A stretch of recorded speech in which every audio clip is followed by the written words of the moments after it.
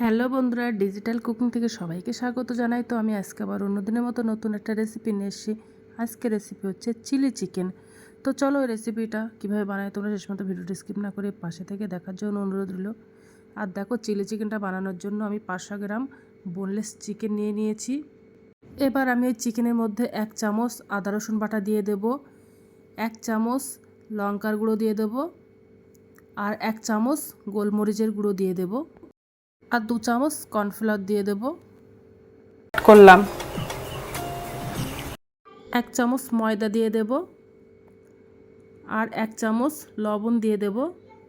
লবণটা তোমরা টেস্ট অনুযায়ী দেবে। দিয়ে এবার ভালো করে মাংসটা ম্যারিনেশন করে নেব। আর ওর মধ্যে আমি একটা ডিম ফেটিয়ে দেব, দিয়ে ভালো করে ম্যারিনেশনটা করে নেব।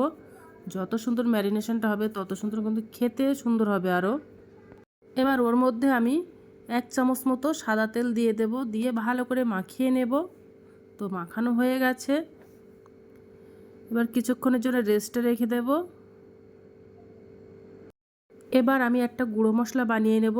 তো 3টে শুকনো লঙ্কা, একটা স্টার অ্যানিস, 1 চামচ মৌরি, 2 টুকরো দারচিনি আর 4টে এলাচ, এইগুলো দিয়ে আমি একটা গুঁড়ো মশলা বানিয়ে নেব। তো চলো মশলাটা আমি ভাজা করে নেব।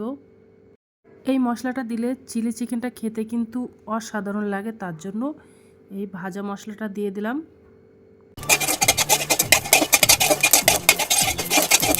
তো মশলাটা ভাজা করা হয়ে গেছে। এবার আমি মশলাটা ঠান্ডা করে তারপরে দেখো গুঁড়ো করে নিয়েছি। চিকেনটা 30 মিনিটের জন্য ম্যারিনেশন করে নিয়েছি। এবার আমি চিকেনগুলো ফ্রাই করে নেব। তো এক এক করে চিকেনের পিসগুলো দিয়ে দিয়েছি। এবার দেখো উল্টে দেব। চিকেনগুলো এবার ভাজা করে নিয়েছি, হালকা ভাজা করে নিয়েছি, কড়া করে ভাজা করে নিই। এবার আমি 2 চামচ টমেটো কেচাপ, 2 চামচ টমেটো সস, 1 চামচ চিলি সস, 1 চামচ সয়া সস। এবারে 3 রকম সস তো আমি 3টে মিক্সড করে নিলাম, মিশিয়ে একটা ভালো করে পেস্ট বানিয়ে নেব।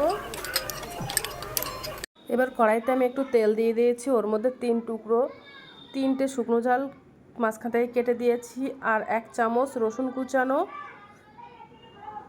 এগুলো দিয়ে একটু তেলের সঙ্গে হালকা ফ্রাই মতো করে নেব। 1 চামচ আদা কুচানো, ক্যাপসিকাম এইভাবে কেটে নিয়েছি, আর 2টো পেঁয়াজ এইভাবে কেটে নিয়েছি।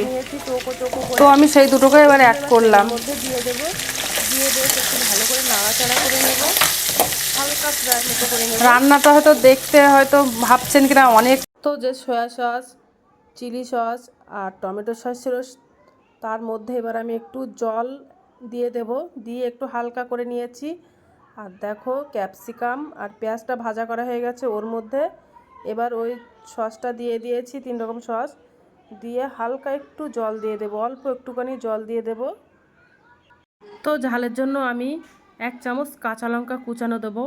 আগে ও লঙ্কার গুঁড়োটা লাল লঙ্কার গুঁড়ো ছিল ওই জন্য। এবার ওর মধ্যে আমি একটু 1 চামচ কর্নফ্লাওয়ার গুলে দিয়ে দেব। তো মাংসের যে চিকেন যে ফ্রাই করেছিলাম সেগুলো অ্যাড করলাম, দিয়ে একটু ভালো করে নাড়াচাড়া করে নেব। 1/2 চামচ চিনি দিয়ে দেবো। চিনিটা দিলে টেস্ট আরও বেড়ে যায়, তার জন্য চিনিটা দিয়ে দিলাম, দিয়ে একটু বেশ ভালো করে নাড়াচাড়া করে নেব। আর যে মশলাটা আমি গুঁড়ো করে রেখেছিলাম ওই মশলাটা আমি দিয়ে দেব। আর এই মশলাটা দিলে চিলি চিকেনের স্বাদটা কিন্তু আরও সুন্দর হয়, তার জন্য এই মশলাটা দিয়ে দিলাম। হালকা একটু লবণ দিয়ে দেব, যেহেতু সয়া সসে একটু লবণের ভাগটা থাকে তো ওই জন্য দিয়ে দিয়েছি। তো দেখো আমার চিলি চিকেনটা বানানো কমপ্লিট হয়ে গেছে। এবার আমি গ্যাসটা অফ করে দেব।